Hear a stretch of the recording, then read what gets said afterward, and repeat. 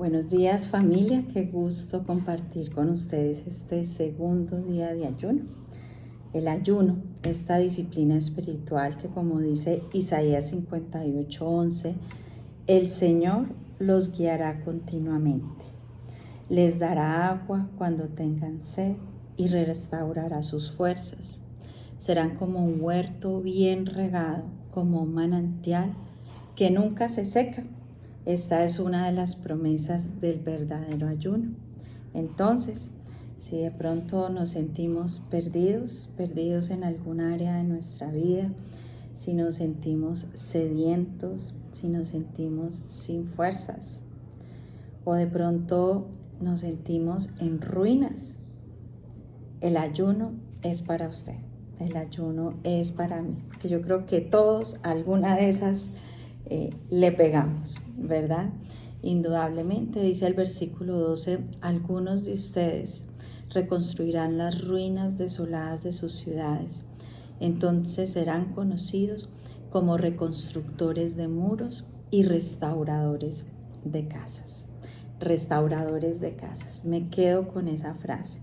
Les animo entonces a que sigamos en esta cadena de ayuno y que en este segundo semestre del 2024, mirando al Altísimo, pues el ayuno sea una disciplina espiritual que sigamos perfeccionando.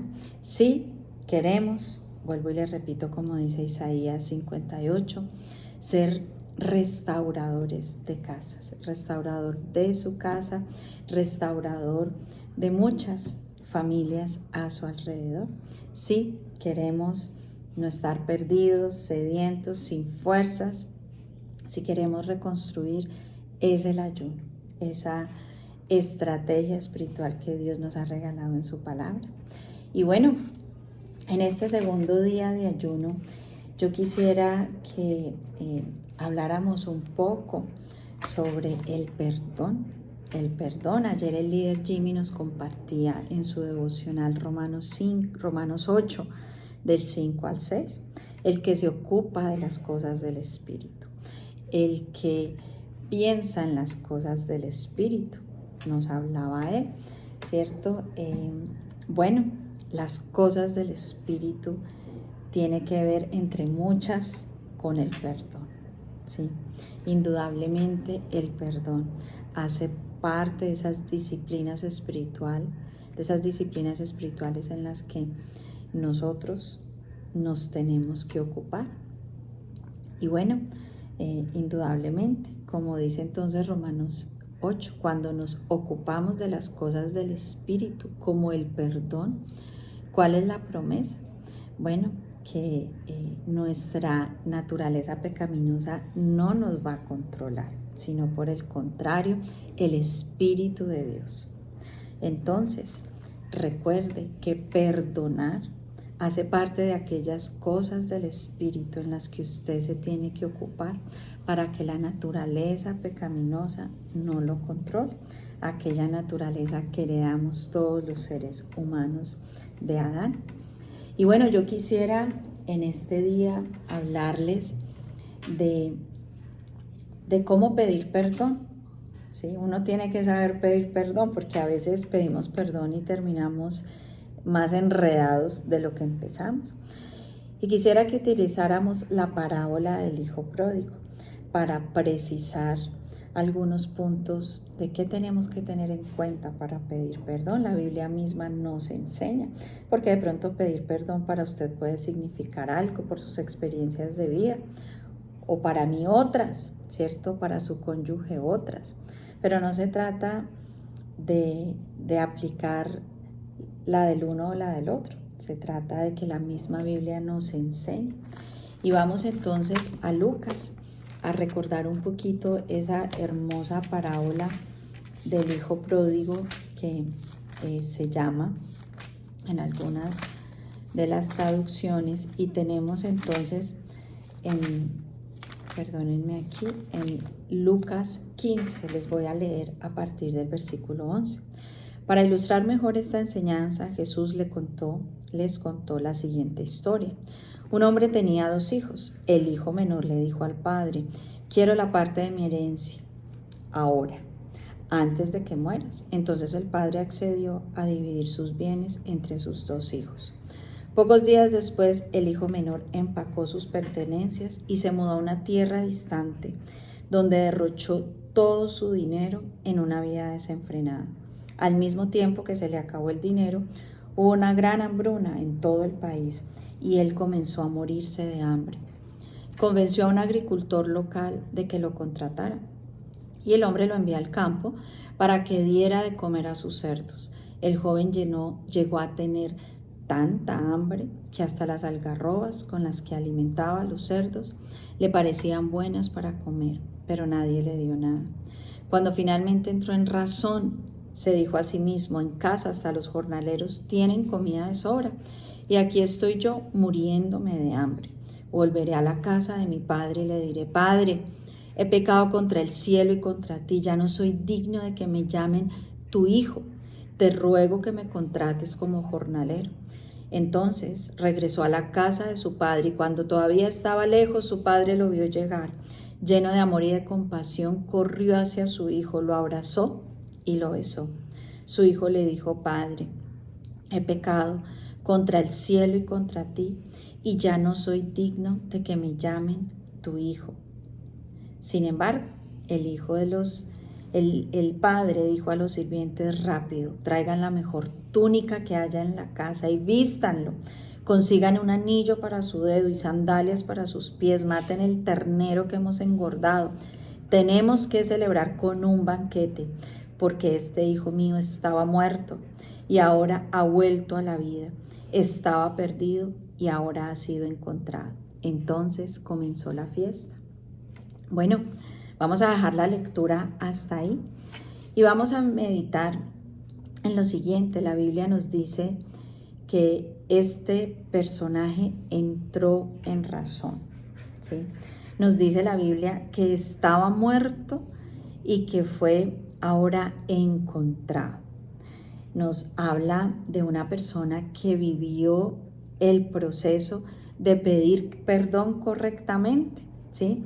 Porque volvió en sí, porque espiritualmente vivió un proceso y por eso hubo una gran fiesta, ¿sí? A veces pedimos perdón y no hay una gran fiesta, lo que hay es otra pelea. Bueno, de pronto tiene que ver porque no sabemos pedir perdón. Y aquí el hijo pródigo nos enseña cosas muy importantes. Primero, él expresó su arrepentimiento, ¿sí? Hay que expresar verbalmente nuestro arrepentimiento.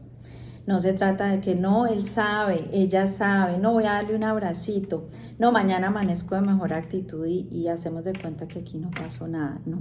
Hay que expresar verbalmente nuestro verdadero arrepentimiento.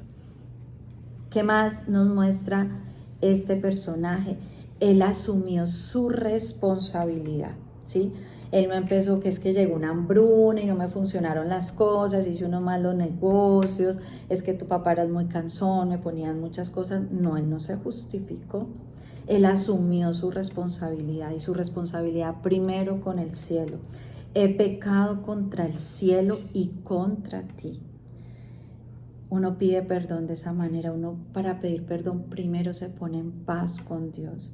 Y acuérdese que el Señor mira el corazón y el Señor lo va a respaldar como respaldó a este hijo que volvió a recibir anillo, que hubo fiesta, que volvió a recibir sus túnicas, porque el Señor vio su corazón. Uno primero se pone en paz con Dios, porque lo que más debe lamentar una persona con un verdadero arrepentimiento es haber ofendido a Dios. Se pone en paz con Dios, se pone en paz con su Padre. He pecado contra el cielo y contra ti. Él asumió su responsabilidad. Y tercero, yo quisiera resaltar de esta historia que él estuvo dispuesto a restituir. Él estuvo dispuesto a trabajar en la casa de su padre como un jornalero y ayudar, ¿sí? Él no llegó reclamando derechos ni pretendiendo que de un día para otro las cosas cambiaran, no, aunque realmente eso fue lo que pasó. Recibió la misericordia de su padre, la misericordia de Dios, pero su corazón En su corazón no había el deseo de reclamar cierto derecho, ni bueno, yo aquí también soy hijo, ¿cuál que me van a poner de jornalero? No. Él llegó con una actitud de humildad, con un deseo de restituir a su padre porque se había portado mal. Por ejemplo, ¿qué puedo hacer para demostrarte que estoy arrepentido, que me interesa estar aquí, que me interesa tu vida? Una pregunta muy valiosa que tenemos que hacerle a aquellas personas que hemos ofendido. ¿Cómo puedo demostrarte que estoy arrepentido, que tú eres importante para mí, que me equivoqué? Bueno, meditemos en este día de ayuno cómo se pide perdón en el reino de los cielos. Se expresa verbalmente: perdóname. El verdadero arrepentimiento se expresa verbalmente. Se asume la responsabilidad, no se justifica, no echa culpas, ¿cierto? Yo me porté así porque es que tú, no, así no se pide perdón. He pecado contra el cielo y contra ti. Primero me pongo en paz con Dios, luego con mis semejantes, y debe haber ese deseo de restituir. Oremos. Padre, yo te ruego que en este segundo día de ayuno tú nos permitas aprender a pedir perdón, vivir eso que nos dice Isaías 58, de liberar nuestras cadenas, Señor. Muéstranos a cada uno cuántas cadenas debemos liberar en nuestra vida y en la vida de otros, especialmente de los que más amamos, aprendiendo a pedir perdón como lo hizo el Hijo pródigo, como se hace en el reino de los cielos. Yo te ruego que a través de este ejercicio, Señor, todos nosotros experimentemos eso que nos promete Isaías 58, que tú harás de nosotros reconstructores de casas, reconstructores de murallas, que tú no nos dejarás estar perdidos en medio de nuestras situaciones difíciles, sino por el contrario, nos guiarás cada día. Yo te ruego tu bendición para estos tus hijos y te pido que ellos sigan meditando juiciosamente en tu palabra, que yo siga meditando juiciosamente en tu palabra y todos poniéndola por obra. Bendícenos, bendícenos, Señor, en el nombre de Jesús de Nazaret. Amén. Dios los bendiga, familia. Feliz día.